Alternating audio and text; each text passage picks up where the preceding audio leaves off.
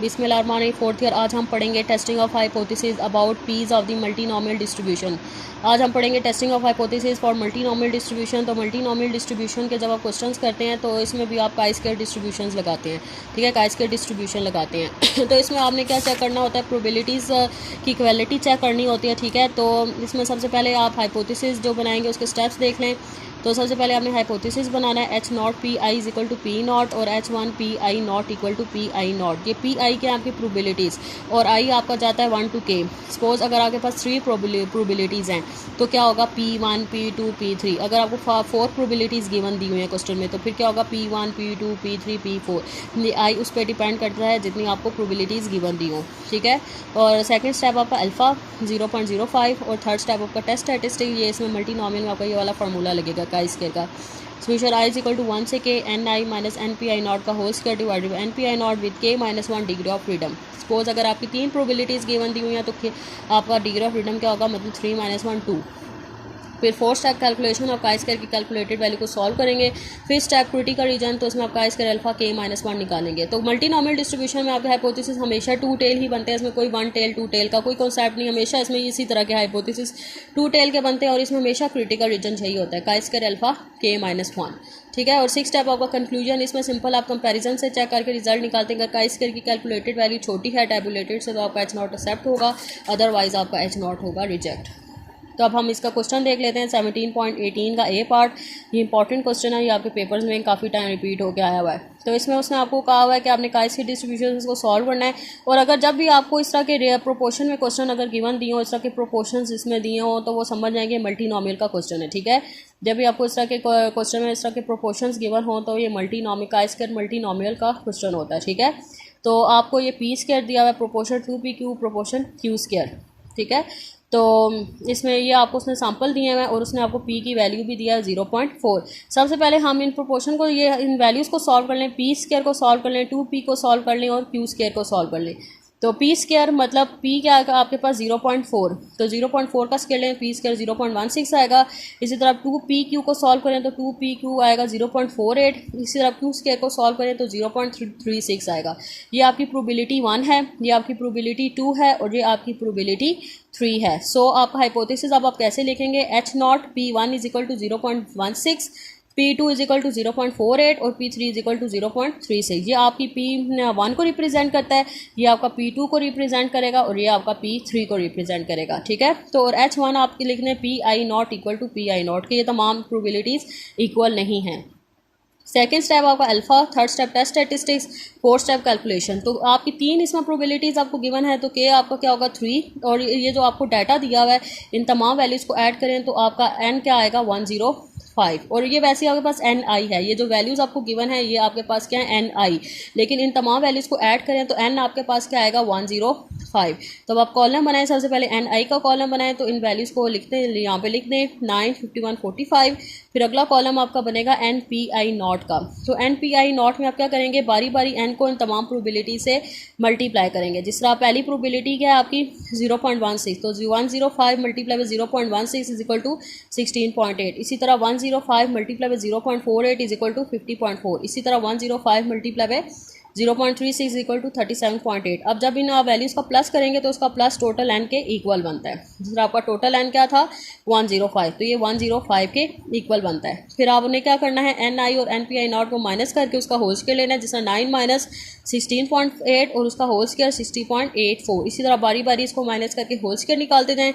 और next column में आपने निकालना है N I minus N P I naught का whole square divided by N P I naught. ये जो आपने N I minus N P I naught का होल स्क्वायर लिया है इसको इस एन पी आई नॉट से डिवाइड करें, जैसा 60.84 divided by 16.8 is equal to 3.62। इस तरह बाकियों को भी डिवाइड करो, एंड पे इसका टोटल है तो ये जो टोटल 5 आएगा ये chi-square की कैलकुलेटेड वैल्यू आपके पास आ गई है, इसका आंसर आ गया chi-square का, ठीक है। chi-square की कैलकुलेटेड वैल्यू आपको मिल गई है। तो chi-square की कैलकुलेटेड वैल्यू आपके पास क्या आ गई 5। और क्रिटिकल रीजन क्या होता है chi-square अल्फा k माइनस 1, तो k आपके पास 3 था तो 3 माइनस 1 2, तो 0.05 को chi-square के टेबल में 2 में देखें तो वैल्यू आएगी 5.99। अब आपकी जो कैलकुलेटेड वैल्यू इससे छोटी है तो आपका एच नॉट इसमें क्या हो रहा है एक्सेप्ट हो रहा है। तो इसका मतलब आपकी तमाम प्रोबेबिलिटीज़ जो हैं वो इक्वल हैं। अब हम इसका बी पार्ट देख लेते हैं, ये भी इंपॉर्टेंट है, ये भी आपके पेपर में आया हुआ है। काफ़ी टाइम्स। लेकिन इससे पहले ये जो आपकी ये इसमें कितनी प्रोबेबिलिटीज़ दी हैं, P1 ये आपको दिया हुआ है, ये P2 है, ये आपके पास P3 है और ये आपके पास P4 है, ठीक है।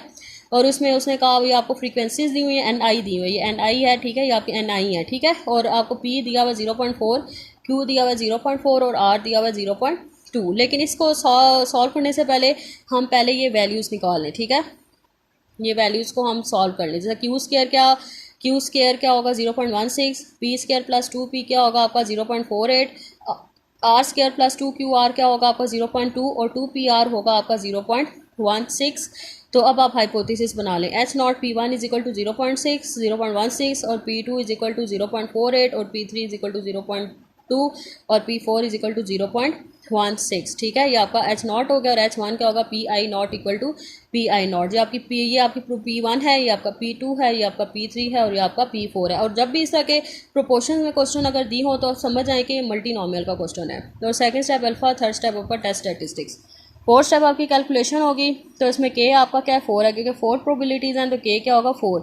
और जो आपको NI दिया हुआ था उन सब वैल्यूज़ को ऐड करें तो N आपके पास आ जाएगा 770। अब आप टेबल बनाएं, NI लिखें, NPI0 निकालें, बारी बारी प्रोबेबिलिटीज़ को, जो आपकी प्रोबेबिलिटीज़ हैं चारों, उनको बारी बारी आप N से मल्टीप्लाई करें, आपका NPI0 आता जाएगा। और फिर इसी तरह आप NI माइनस NPI0 का होल स्क्वायर लें और उसको फिर NPI0 पर डिवाइड करें और एंड पे इसका सम लें, तो का स्क्वायर की कैलकुलेटेड वैल्यू आ जाएगी 34.73, ठीक है। तो ये आपकी कैलकुलेटेड वैल्यू आ गई। फिर स्टेप आपको क्रिटिकल रीजन, का स्क्वायर 0.05 को 3 में देखें, क्योंकि के आपका 4 था तो 4 - 1 3, तो आपका का स्क्वायर की टेबुलेटेड वैल्यू आएगी 7.82। इन दोनों को आप आपस में कंपेयर करें तो आपका H0 क्या हो रहा है, इसमें रिजेक्ट हो रहा है। अब हम देख लेते हैं 17.19 का ए पार्ट, ठीक है। ये भी इंपॉर्टेंट है, इसका मैंने स्टेटमेंट नहीं लिखी तो मैंने इसकी मैं आपको डाटा समझा देती हूँ। उसमें आपको 3 ब्लड टाइप्स दिए हुए हैं, एक M दिया हुआ है, एक MN दिया हुआ है और N दिया हुआ है, और उसमें आपको ये प्रोपोर्शंस दिए हुए हैं। इसका मतलब ये आपकी प्रोबेबिलिटीज़ हैं, ठीक है। तो इसमें जो टोटल आपको चिल्ड्रंस दिए हैं 162 दिए, मतलब इसमें आपका जो N है 162 है। फिर वो कह रहा है कि M जो ब्लड टाइप है उसमें जो टोटल जो उसमें पेशेंट्स थे वो 28.4 पेशेंट्स थे, ठीक है। जो M ब्लड टाइप में 28.4%, ठीक है। तो 28.4% निकालने के लिए हम क्या करेंगे, 28.4 को, क्योंकि वो कह रहा है कि 162 टोटल चिल्ड्रन है, तो उसमें से 162 में से टोटल 28.4% जो थे वो M टाइप थे, ठीक है। तो इस तरह इसको निकालने का क्या तरीका है, इसको डायरेक्ट इस तरह 100 से नहीं डिवाइड करना आपने। 28.4 को 162 से मल्टीप्लाई करें, 100 पे डिवाइड करें तो आंसर आएगा 46। तो इसका मतलब 162 में से टोटल 46 ऐसे चिल्ड्रंस थे जो M ब्लड टाइप को रिप्रेजेंट कर रहे थे, ठीक है। इसी तरह आपने N1 के आगे 46, MN था 42%, मतलब 162 का 42%। तो 42 को 162 से मल्टीप्लाई करके 100 पर डिवाइड करें तो टोटल 68 आ जाएगा। तो N2 क्या होगा 68, मतलब टोटल 162 में से 68 childrens M and blood type को रिप्रेजेंट कर रहे हैं, ठीक है। तो कैपिटल N रिमेनिंग में लिखा होता है कि बाकी जो रिमेनिंग है वो N में आते हैं। तो रिमेनिंग में कैसे पता चलेगा, इन दोनों को ऐड करके 162 से माइनस करें तो 48 पर पीछे बचता है, तो जो रिमेनिंग 48 बचते हैं जो N ब्लड टाइप में आते हैं, ठीक है। अब आपके पास ये प्रोपोर्शन नहीं है, अब इसका हम प्रोबेबिलिटीज़ कैसे निकालेंगे, इन तमाम को ऐड करें, 1 + 2 + 1 4 बनता है। तो P1 क्या होगा 1/4, P2 क्या होगा 2/4 और ये क्या होगा P3 क्या होगा 1/4, ठीक है। जब आपको ऐसा नंबर्स दिए हों 1:2:1, ठीक है, तो इस तरह हम क्या करेंगे 1/4, 2/4 और 1/4। 4 कैसे आए, तुम तीनों को ऐड करें, 1 + 2 + 1 = 4। सो P1 = 1/4, P2 = 2/4 और P3 = 1/4 और H1 PI0 = PI0। Second step alpha, third step test statistics, fourth step वही कैलकुलेशन। आपका जो NI था जो आपने भी निकाला है, N1 क्या था 46, N2 68 और N3 48। फिर आप NPI0 निकालें, N 162 था तो 162 को फर्स्ट प्रोबेबिलिटी से मल्टीप्लाई करें, इसी तरह सेकंड से मल्टीप्लाई करें, इसी थर्ड से मल्टीप्लाई करें और फिर इसको सम करें तो टोटल ये 162 के इक्वल बनता है। फिर आप NI और NPI0 को माइनस करके होल स्क्वायर लें और N फिर डिवाइड करें NPI0 पे और फिर सम लें तो का स्क्वायर की कैलकुलेटेड वैल्यू आ जाएगी 4.23। सो ये आपकी का स्क्वायर की कैलकुलेटेड वैल्यू आ गई। फिर स्टेप है आपका टेबुलेटेड वैल्यू, तो का स्क्वायर 0.052 करें, क्योंकि आपका के क्या है इसमें 3, तो 3 - 1 2, तो आपकी टेबुलेटेड वैल्यू आ जाएगी 5.99। तो इन दोनों को आपस में कंपेयर करें तो इस हिसाब से आपका H0 क्या हो रहा है एक्सेप्ट।